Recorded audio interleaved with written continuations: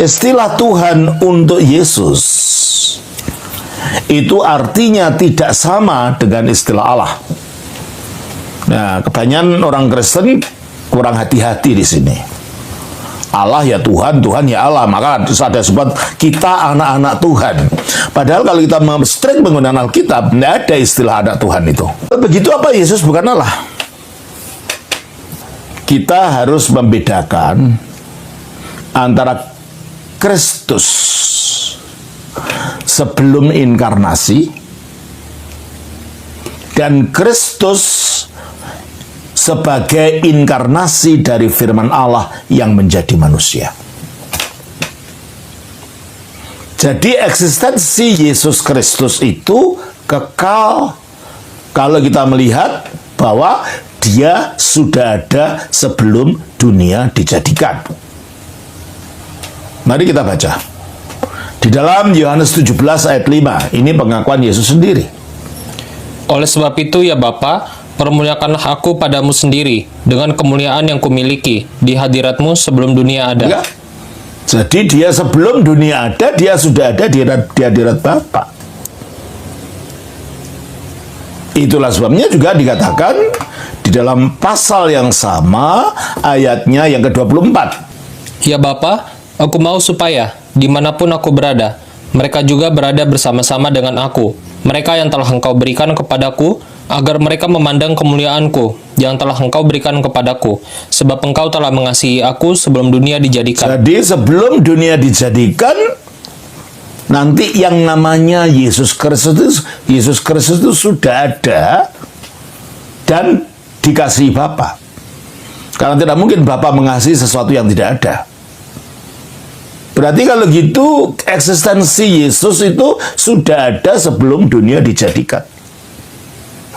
Berarti dia eksistensi kekal. Tentu saja kalau dia eksis, dia telah ada di sebelum dunia dijadikan, berarti manusia belum ada. Oleh karena itu Maria yang melahirkan dia secara manusia pun belum ada. Berarti dia ada waktu itu sebelum dilahirkan oleh Maria. Berarti dia ada bukan dalam wujud manusia.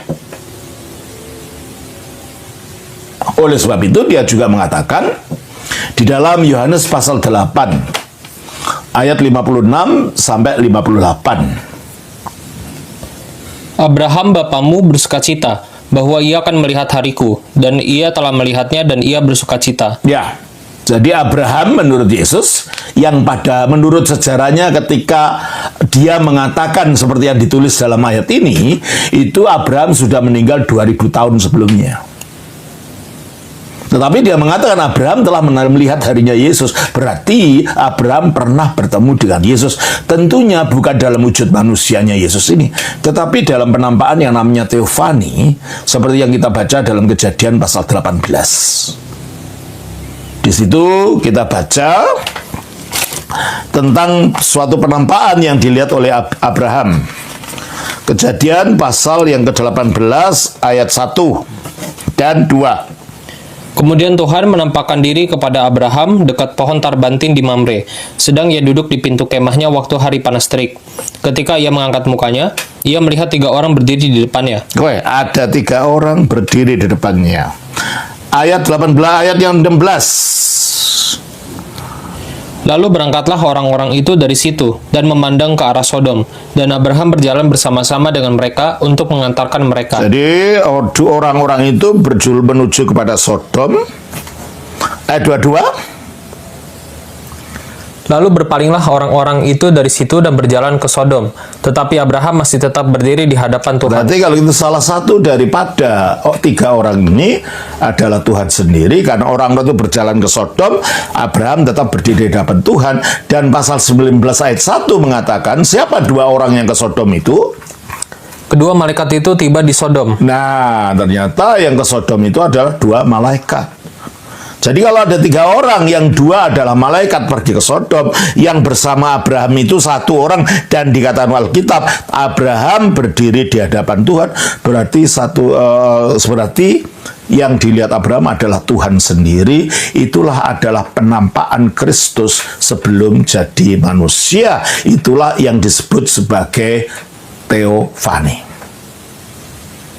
Itulah sebabnya Kristus mengatakan di dalam Yohanes pasal 8 ayat 56 tadi, Abraham bapamu bersukacita bahwa ia akan melihat hariku, dan ia telah melihatnya.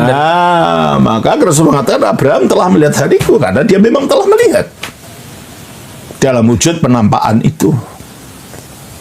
Ya. Terus ayat 57. Maka kata orang-orang Yahudi itu kepadanya, umurmu belum sampai 50 tahun. Nah, pada saat itu secara manusia Yesus umurnya belum mencapai 50 tahun, masih 33 tahun. Dan ketika dia mengatakan Abraham pernah bertemu dengan dirinya, padahal pada waktu itu menurut sejarahnya Abraham sudah mati 2000 tahun yang lalu, hanya ada 3 kemungkinan di dalam pemikiran orang-orang Yahudi ini. Berarti bohong tidak, gila bukan. Berarti hanya satu pilihan, dia berkata benar. Bahwa Abraham memang pernah bertemu dia pada 2000 tahun yang lalu ketika Abraham masih hidup. Berarti Yesus pernah hidup 2000 tahun yang lalu.